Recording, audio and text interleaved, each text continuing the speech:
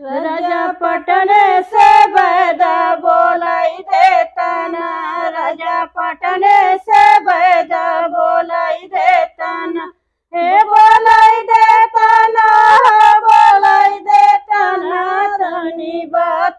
कमरिया दबाई देवाना, तनी बात कमरिया दबाई देवाना, राजा पटन से बैदा बोलाई देताना, राजा पटन से बैदा बोलाई देताना, अपने मैया के तनी बोलाई देताना, अपने मामी के तनी बोलाई देताना, हे बोलाई देताना,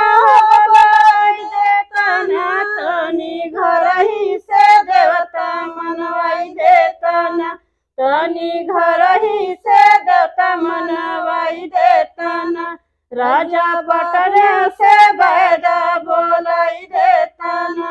राजा पटन से बैदा बोलाई देताना, राजा बाथे कमरिया दबाई देवाना, राजा बाथे कमरिया दबाई देवाना, हे दबाई देवाना,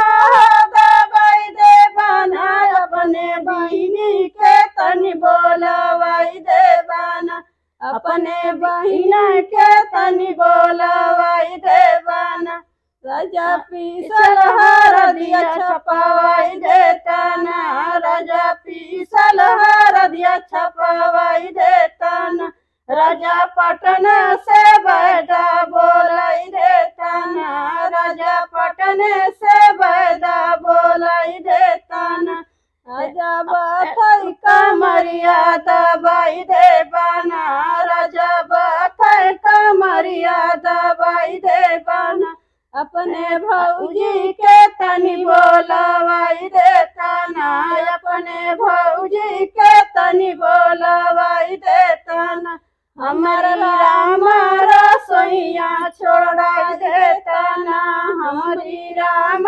रसोइया छोड़वाई देताना, राजा पटने से बैदा बोलाई देताना।